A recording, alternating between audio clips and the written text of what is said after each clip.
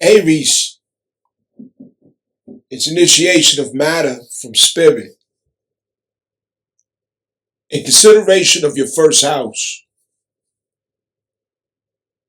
it's the spirit of your 12th house that you are to manifest through your first house. It's the intention of your 12th house that expresses itself through your first house.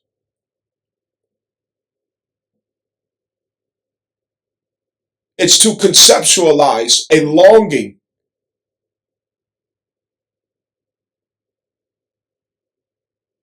to be witness of a particular kind of love in this world from the 12th house. The kind of love that you suffered without. The type of love that made you suffer because you yourself didn't have that particular kind of love. And through the first house, you wish to manifest it into existence. That is Aries. What you conceptualize through suffering. What you have conceptualized through suffering that arrived at compassion and understanding. And through that compassion and understanding, I must be.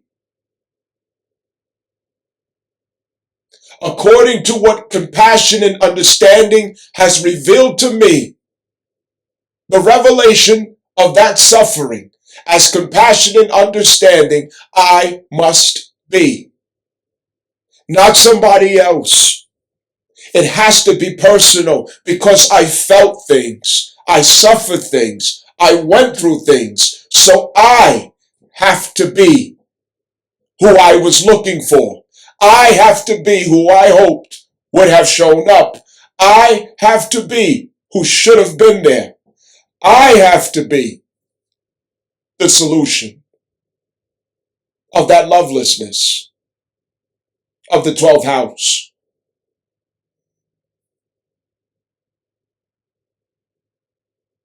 Aries, from spirit into initiation into matter. But am I my own concept? Am I my own concept?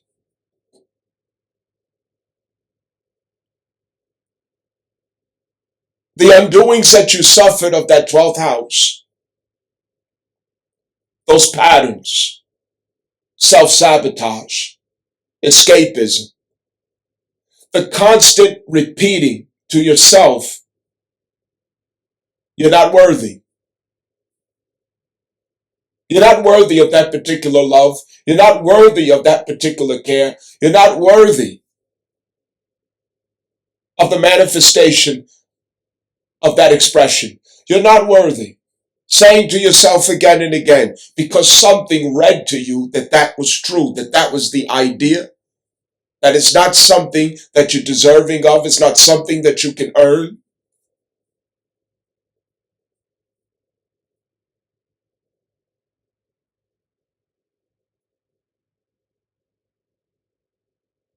And over again, perfect love, it teaches us to give ourselves the solitude that we need to realize what's happening. How do we create and recreate that solitude? The self-undoing, the unconscious patterns that keeps bringing us back to the same crisis of that 12th house, into rock bottom, until humiliation teaches us finally humility, and we finally become the student because of humility, making us receptive. Receptivity. And the receptivity of that 12th house It became the backdrop to our consciousness that would come alive. A particular way of seeing life, a particular way of seeing the world, a particular way of receiving others.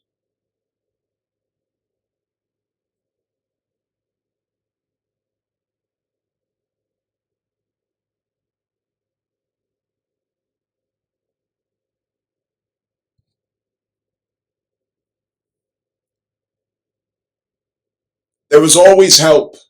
There were always agents who agreed that they would help us in this life to learn those things, to condition us, to strengthen us, to exercise us, and to bring us to that awareness for our mission. And who agreed? The very ones you called enemies, the very ones who you said betrayed you, the very ones who caused you so much pain and grief, the ones who made you cry, the ones who made you hate yourself, the ones who made you wish you didn't even live.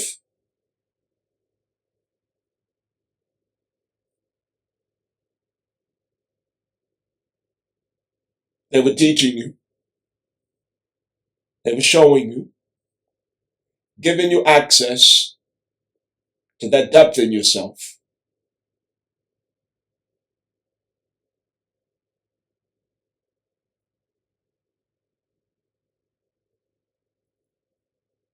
Maybe in that isolation, you would transform it into solitude, embracing what it was meant for.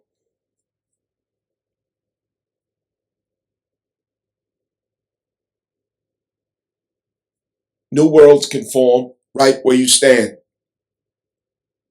What began as crisis, it transforms into a catalyst for rebirth. Number 9 can be accessed from anywhere through solitude, where we meet our wisdom,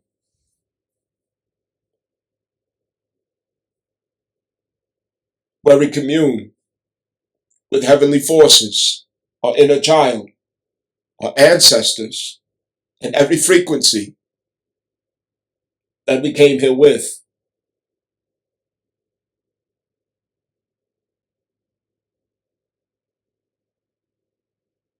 Aries has everything to do with the 12th house crisis.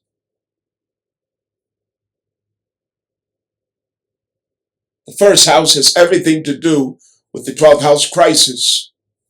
They are one.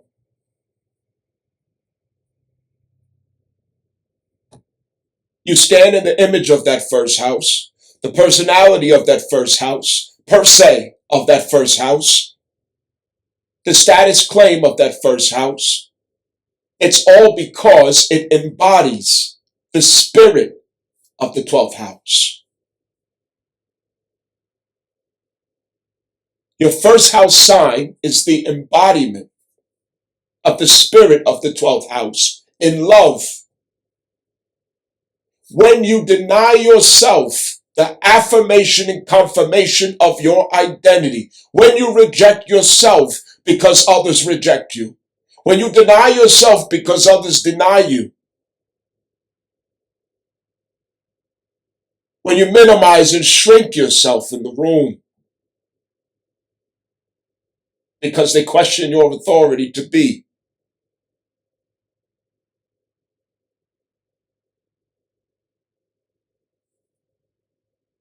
you deny being witness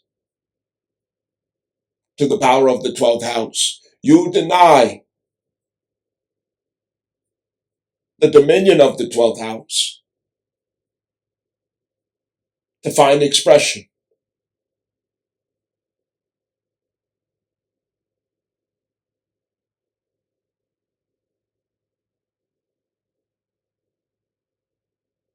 I want us to learn. What did you suffer of the 12th house? What did you suffer? What do you understand now about it? And how does your first house give you a way to embody that expression in all of your being. Clarify this. Know it. Understand it. And I'm here to help you with it. What comes very natural to you to do, to initiate, to take command for, to show and prove to others how it's done? What comes natural for you where you show people how it's supposed to be done? You breathe it. You walk it. You talk it. You couldn't change it if you tried. It's just who you are.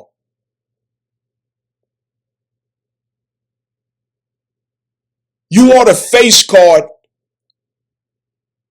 of that particular house. You look up the gifts of that house and you see your face right there in the book. What is it? And how do you deal with the jealousy, the envy, the insecurity of other people because you're illuminated there? You got the raw talent.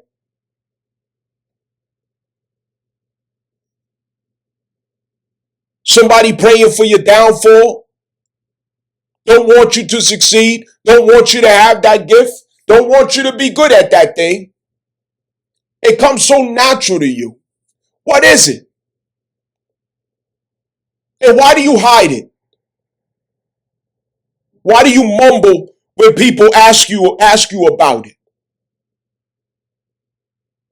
When there's a compliment about it, why you just brush it off real quick? Why are you not interested in refining that aspect of yourself and bringing it to perfection? Why you bullshitting?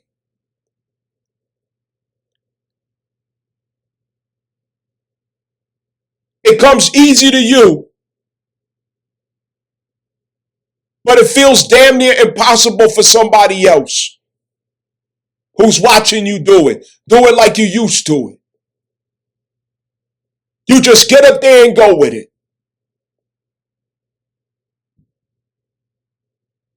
That's beautiful.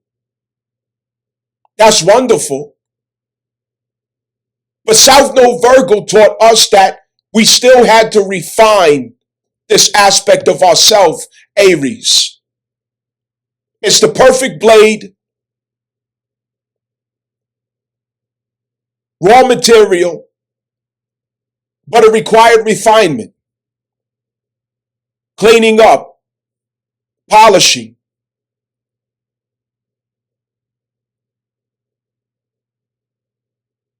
Your Aries placement. It's a knife that has to be sharpened over and over again.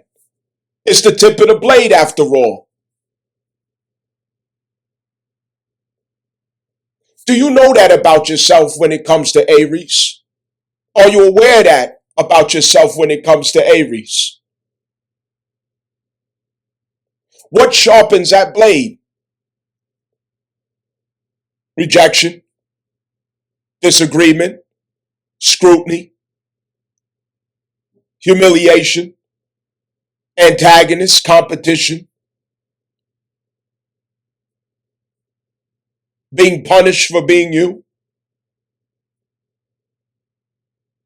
All that comes with it. It sharpens a blade. Chiron wanted to teach you specific things under the transit of Virgo at the South Node, whose intent is refinement. And so, because the subject matter happens to be refinement, you can forward that to the discourse that you're about to listen to on the subject matters of refinement of the identity. What Chiron wants to do is give you the necessary experiences as testimonies of how you became so refined at your Aries placement, how you got sharp and how you got polished. And it wasn't from taking the classes, reading the books. No, this is by spiritual powers you were refined. The spiritual power of Chiron. Chiron, who knows that you have certain wounds and cuts at your identity. And Chiron gets straight to it. I know where you're hurting, even though you're hiding it. I know where you don't want me to look, and I'm going to look. I know what you don't want me to say about your identity. I know what you don't want me to show you about your identity. Guess what? I'm going to show you and I'm going to say it. And I'm going to watch what you do because I know you're going to figure it out. And so what happens? The inevitable. And you take it to Scorpio. Transmutation. Acceptance of disillusionment. And getting to true empowerment. As I explain in this discourse about Aries, I want you to reflect about your own placement. You can feel free also to make your mentions or, whatever expressions you have on your chest in the comment section. Don't forget that in this direct motion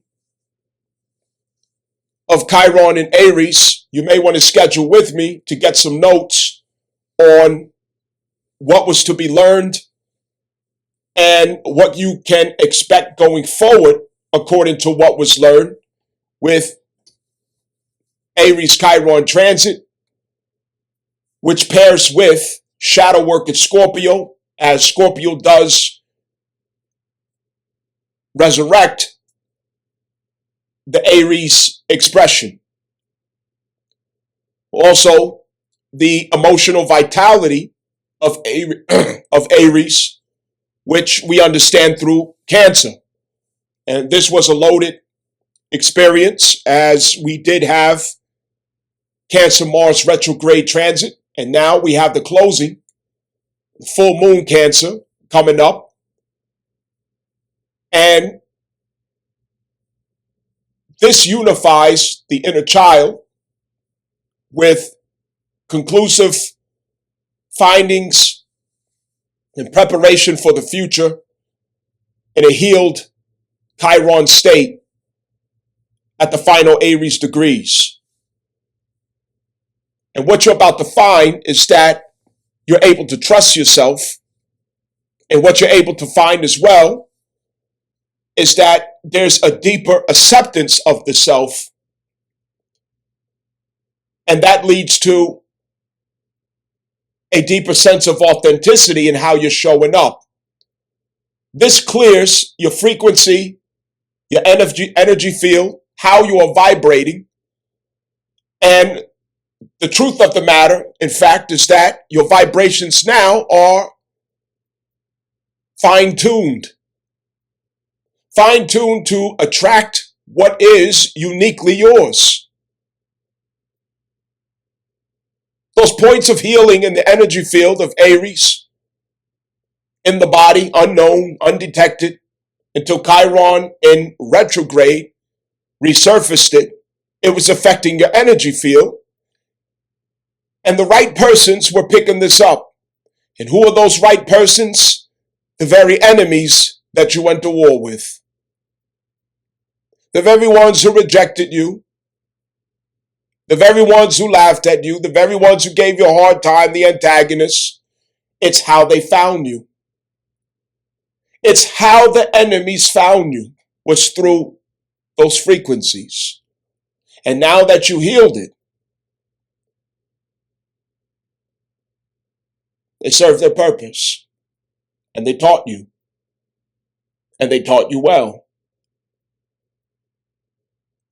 We can't hide from frequencies. They attract exactly who we need in our orb. Pay attention to who came and who left. They all were teachers, every one of them.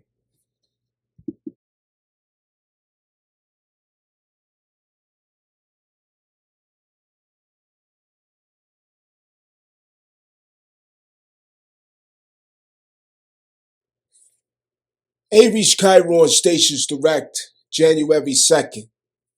Since the end of July, July 30th, it's been in retrograde motion through Aries. As you know, this is about wounds to the identity, the core identity. The retrograde motion of Chiron, it was about revelation of hidden injuries in the core of the identity. You couldn't walk with that. You couldn't go into battle with that. You couldn't run the place with that. You couldn't go live with that in life without checking it. Something had to make you aware since that time of where the weak spots, the sensitivities, the unprocessed work, where you could stand to have potential injuries or re-injure what is injured already. You had to walk it down. It had to become visible. You had to see it, know it, be fully aware. This in me, this about me, it has to be corrected. It has to be healed. It has to be clarified. It has to be put in the right perspective. Most of this has to do with allowing yourself to be yourself authentically. It's where in life or where in your personal self-expressions that you have the natural inclination to make your mark in this world, to make noise, to take up space, to make your claim, to stag your flag in the air and say, boom, this is my turf, this is my area, this is my property, this is my territory, this is my mark. Y'all niggas gonna know that I'm here.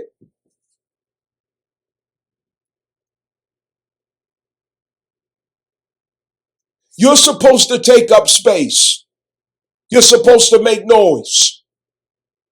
You're supposed to stomp on this earth. But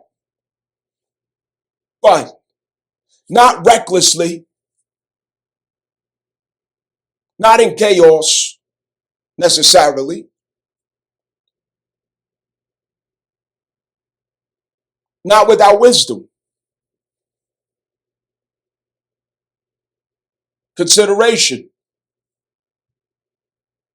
moving with understanding, strategy, maintaining controlled chaos, not just letting it all go. Assertive, but not necessarily aggressive.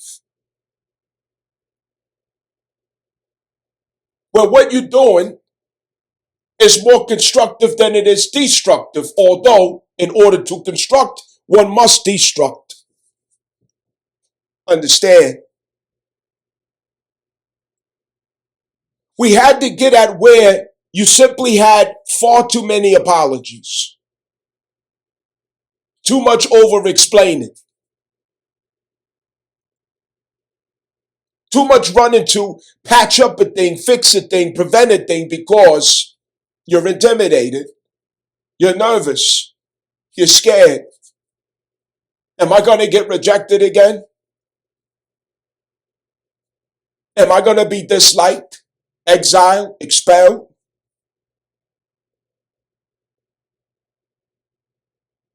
Will they accept me if I show up like this? Will I be denied access to intimacy in my life? Will it start out like that and then as soon as I'm being myself, boom, I lose them? They going now? What happened?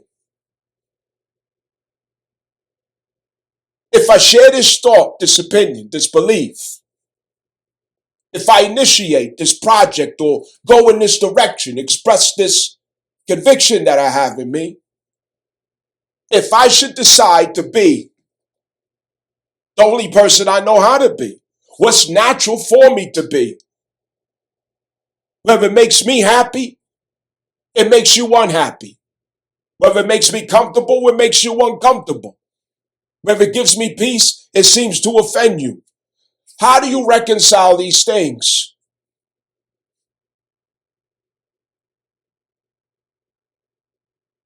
Wounds to the identity.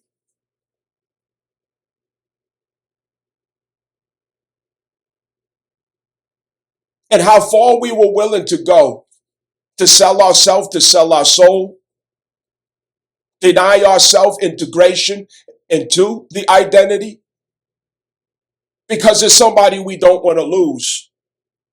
There's something we don't want to lose. We don't want to make noise. We don't want to offend. But the inevitable always finds a way to manifest, regardless of so much effort. I ask, have you learned to accept being you? Have you accepted you? Have you clarified who you are? Who you are includes the shadows, the unpopular, the very things that could get you rejected right now, the very things that could get you written off right now,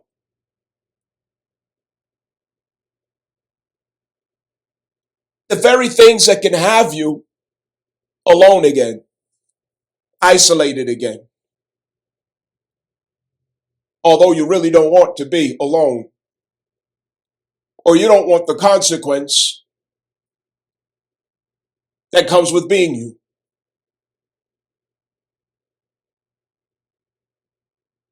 Did you learn? Did you learn that the shadows are always part of you? And without your shadows, you are simply not authentic.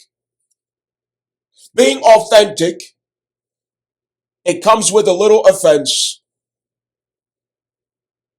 and makes people uncomfortable.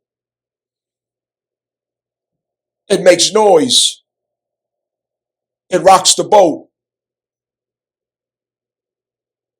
It tests the limits of what people are willing to tolerate about you or not.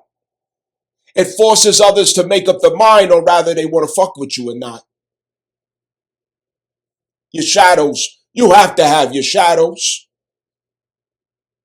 The shadows, nobody can pretend to like them. No one can pretend as if they tolerate your shadows in their energy orb. Either they do or they don't. That's what's unique about the shadows. And that's why you need your shadows. Who belongs in my space? Who should have access to me?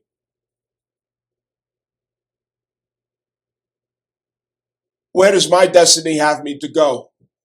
Who is written in my soul contracts? Who's for me? Who is not for me? Your shadows will clarify all of it. The shadows are not going to accommodate superficiality, fraud, insincerity. Wherever you go, bring your shadows. Bring your shadows. Aries Chiron ultimately is about teaching. Over the past 6 months, there's a quite deal of lessons that you were to learn about identity, about self-expression, about walking authentically, being yourself, accepting who you are peacefully, not having to fight so hard, wearing yourself out. It's a natural walk because once you accept you, it all becomes natural. It all flows. You don't have to try so hard. Just be. Just be. And let the chips fall where they may. Everyone is free to go. Everyone is free to leave. Just be. Everyone's going to have an opinion. Some will like, some will dislike. Some will accept, some will reject. Some will scrutinize. Some will want to borrow your light. Some will bask in it and share. Some will love you and embrace you. Some will reject you and accuse you. Indifference. Indifference. That's a person who's finally accepted themselves. Indifference. You don't like me? I'm not your cup of tea. You prefer that I show up this way or show up that way. I'm a nice brand. Maybe you think that I would better serve this idea or this identity or this belief or this conviction or this way or this lifestyle or whatever else. Huh? Many people have many ideas for you.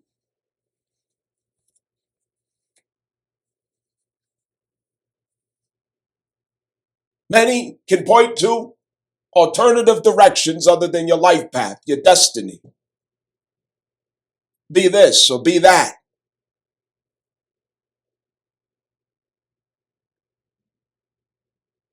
What really matters in the end, if you have accepted who you are and what you came here to do.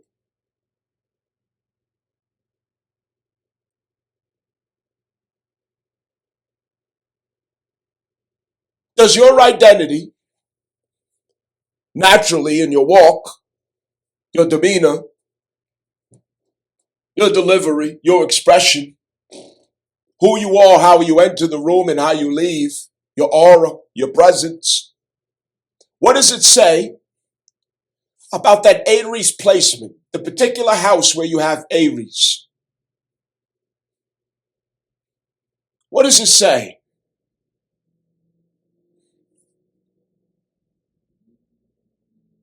Your identity is all in that house. That house identifies you and you identify that house. If someone wants to understand that house and what it's about, they can point to you and say, watch this person. Listen to them.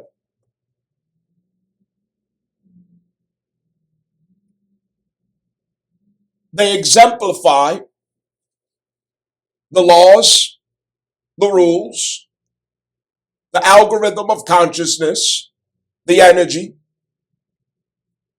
the wisdom, the authority, the do's and the don'ts, the patterns, the beliefs, the values of that particular house. Reflect on it.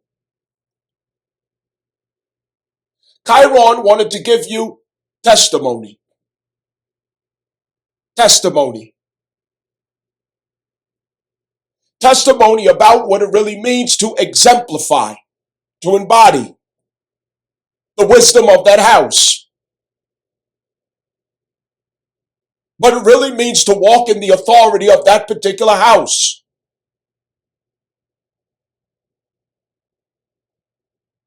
To be an initiate of that house. and to initiate others, therefore, from that authority on behalf of the dominion and courthouse of that house. Do you understand?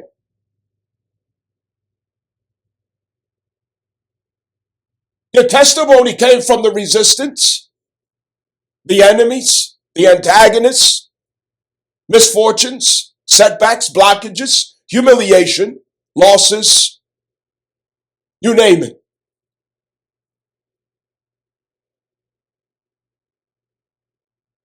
And what remains consistent is that you prevailed, you overcame, you rose to the occasion.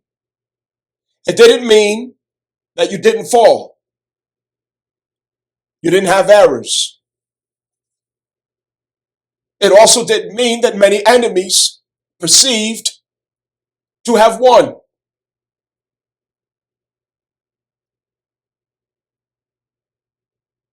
Your testimony is wisdom that you narrate, that you explain. In those narratives, one can understand how universal laws operate in the identity of that particular dominion or the house where you have Aries as it relates to identity. What relates to identity relates to status, and what relates to status directly correlates to how we gain access to a particular estate of a house. Reflect on that.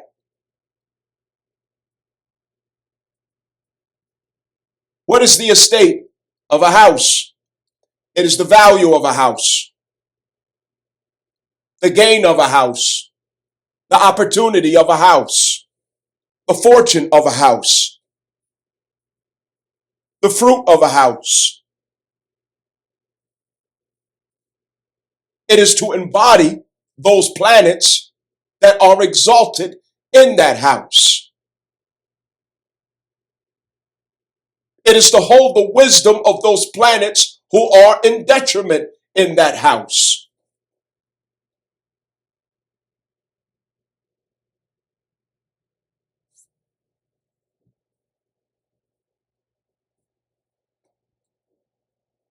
Status correction is here. Are we clear? Are we clear that status correction is here?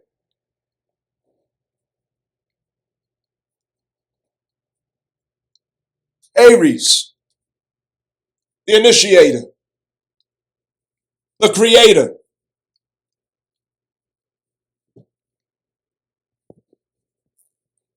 the baby, the youthful mind, the young warrior, house of Ogun, the god of war, the god of iron, the first. I prefer to apologize than ask permission. The assertive.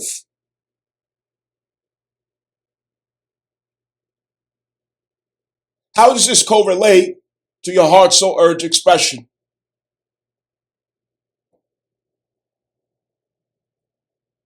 The healing that you've done there with Chiron, what Chiron has taught you about transmutation, what Chiron has taught you about how to extract wisdom from pain, humiliation, shame, disappointment, a sense of inadequacy, doubt. How all of these are seeds to greatness, pathways to develop resilience.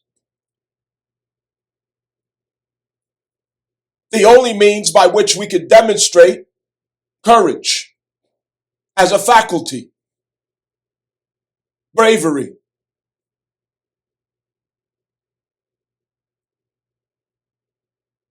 The only way to make it clear to yourself that you are who you claim to be. There has to be resistance if you claim it. All that you claim has to be tested, verified. Are you who you say you are?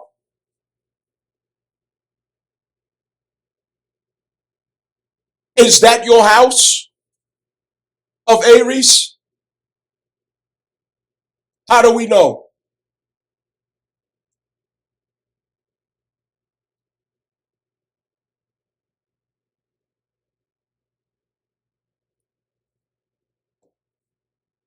What initiatives are you taking in that house? What resistance have you been met with? What are you guaranteed to create time and time again from that house? And what resistance are you met with? According to that house, what are you guaranteed to assert and initiate over and over again, consistent with your heart soul urge?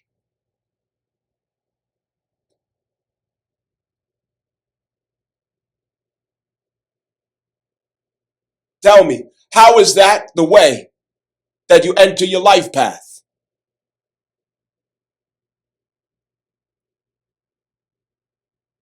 Status correction is here.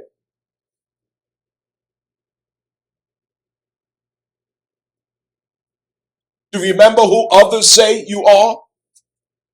What the circumstances suggested that you are? What the reaction, the consequences, the results or outcome suggested to you that you are? And did you happen to notice that who you are made imperfect in that image?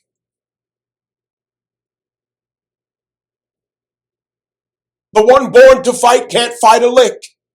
The one born to teach trips over the words.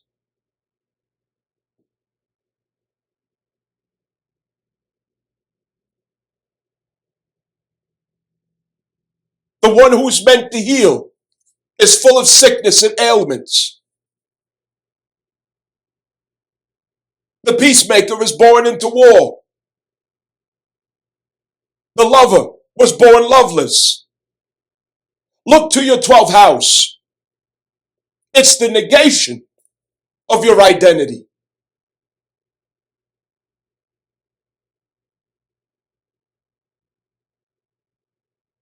It is the aspect of love that you felt denied. It's the expression of love that you felt eclipsed from.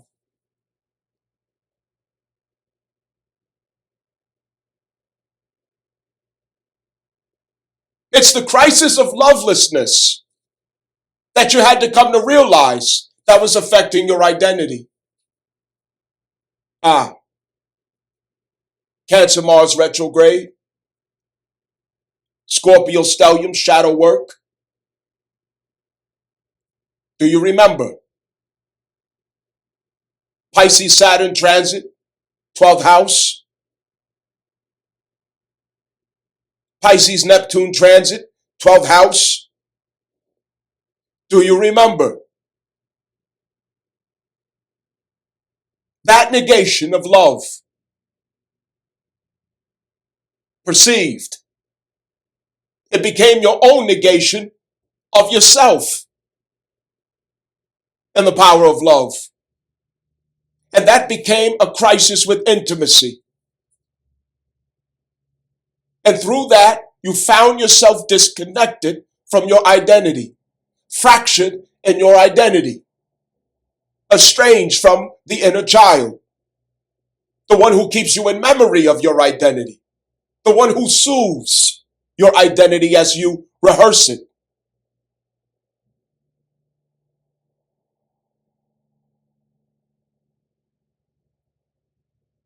Are you reconnected?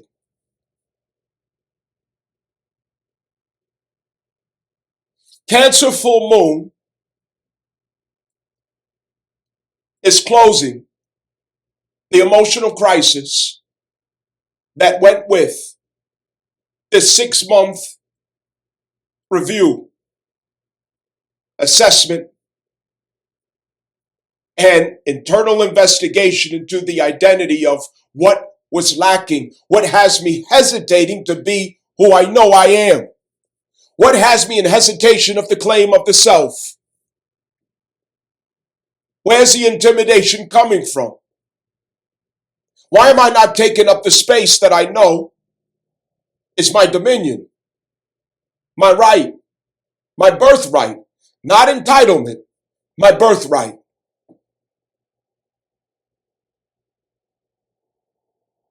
Why am I sent on a mission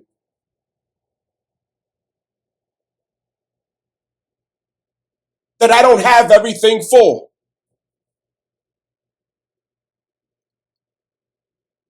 Oh, Moses, go to Pharaoh and tell him, let my people go. And what does Moses say? I have a speech impediment. Consistent with Quran and Bible. He said, I have a speech impediment. And according to Holy Quran, Moses asked for help from his brother Harun or Aaron to help me to communicate.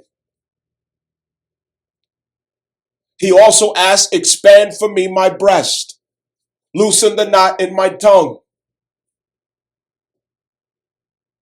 and give ease for me in my task.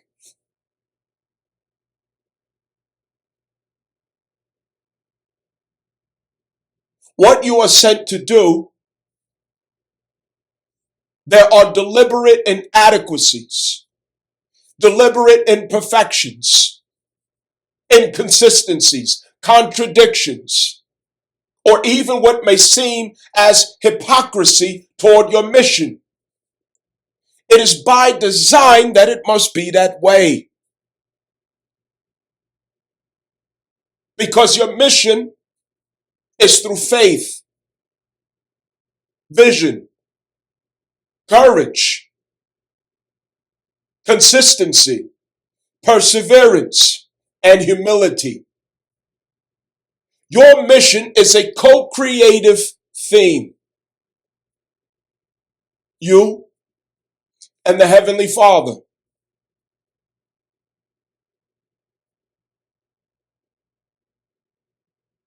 You spoil the mission when the ego is in the way, when pride is in the way, when narcissism is in the way, when the self is in the way. So instilled and innate in the identity is a means of maintaining humility in you.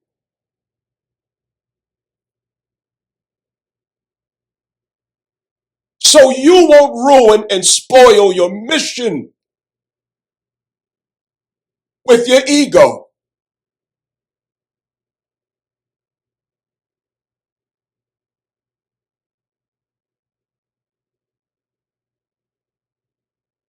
The dense identity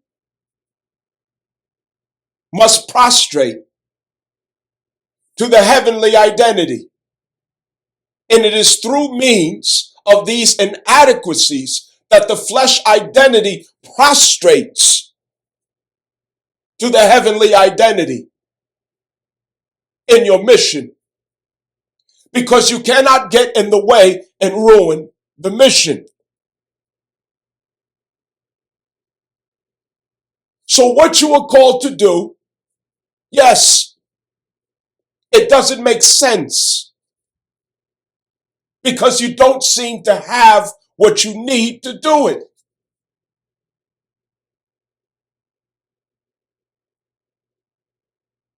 You alone are not meant to have it.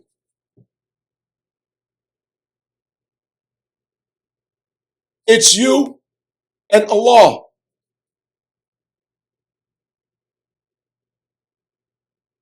You and the forces of heaven. You and your ancestors. Your spirit guides. Your guardians.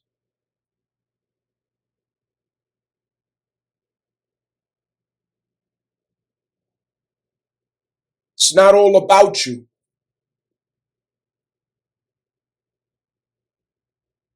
You know what you're called to do. You know who you're called to be.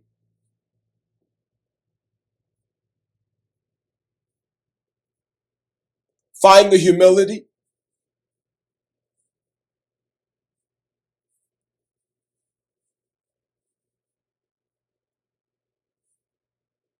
Claim it.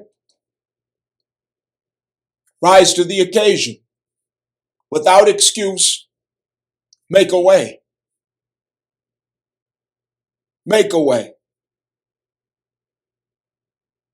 Why do you let other people own you? Why do you let people own your heart and own your mind? Why do you let people own your identity? Why do you let people take claim and ownership of you? Why? Why do you do it? You're living at the permission of others, consent of others.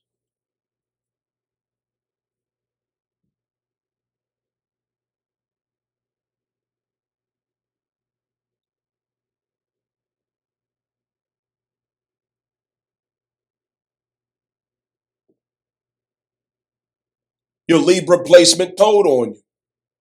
South Node Libra, you was dealing with that. 18 months. You were learning that. Come on.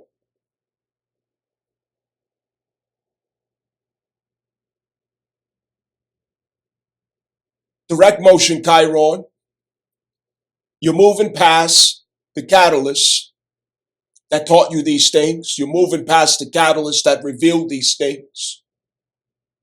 And now it's time to make use of this wisdom and teach as you go.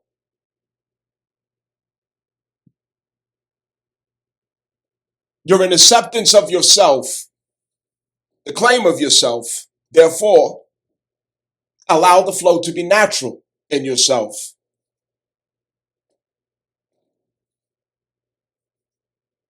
The door is always open. You're free to come. You're free to go. You're free to like me. You're free to dislike me. It's my job to like me. It's my job to love me. It's my job to accept me. It's my job to nurture me. I am. There will be rejection.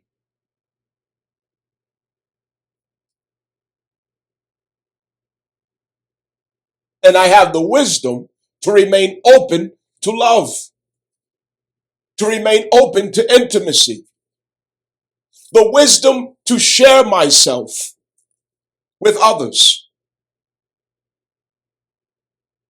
Because everyone's not here to reject me. Everyone's not here to be against me.